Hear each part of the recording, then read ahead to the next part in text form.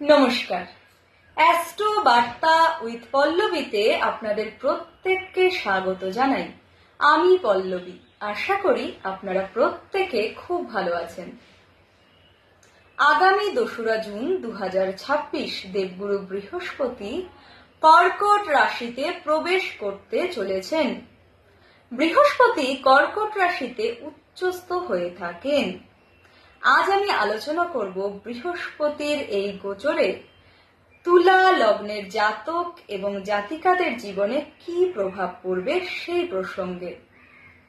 তুলা লগ্ন বায়ু তত্ত্বের রাশি, এর অধিপতি গ্রহ শুক্র।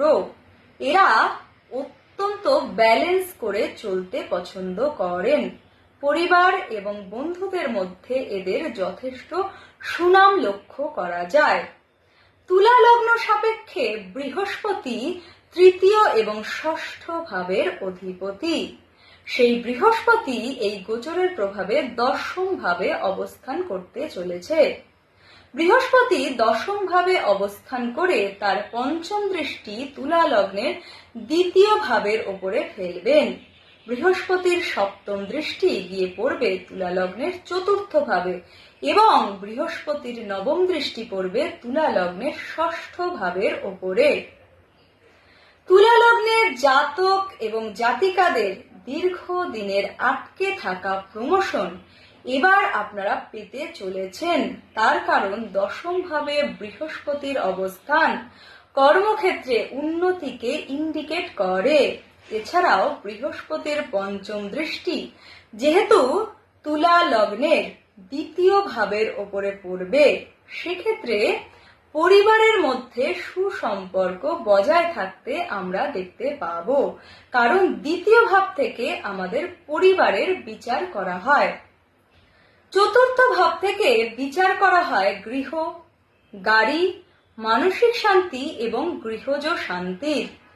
বৃহস্পতির সপ্তম দৃষ্টি তুলা লগ্নের চতুর্থ ভাবে পড়ার কারণে এই সময় গৃহ এবং গাড়ি কেনার জন্য অত্যন্ত শুভ।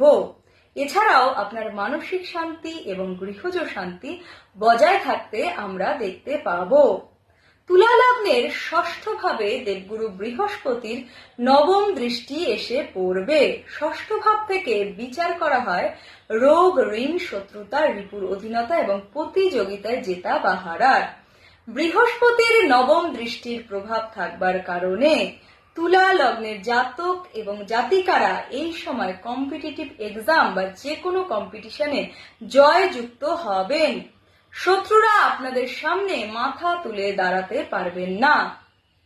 তবে বৃহস্পতির গোচরের পূর্ণ ফলাফল পেতে কিছু রেমেডি আপনাদের পারফর্ম করার প্রয়োজনীয়তা রয়েছে। সেক্ষেত্রে প্রত্যেক বৃহস্পতিবার অভাবী দরিদ্র মানুষের মধ্যে হলুদ বস্ত্র এবং হলুদ দ্রব্য দান করুন। গুরুজন, গুরুস্থানীয় ব্যক্তি এবং গুরুর সাথে সুসম্পর্ক বজায় রাখবার চেষ্টা করুন। ভালো থাকুন, সুস্থ থাকুন, আনন্দে থাকুন। নমস্কার।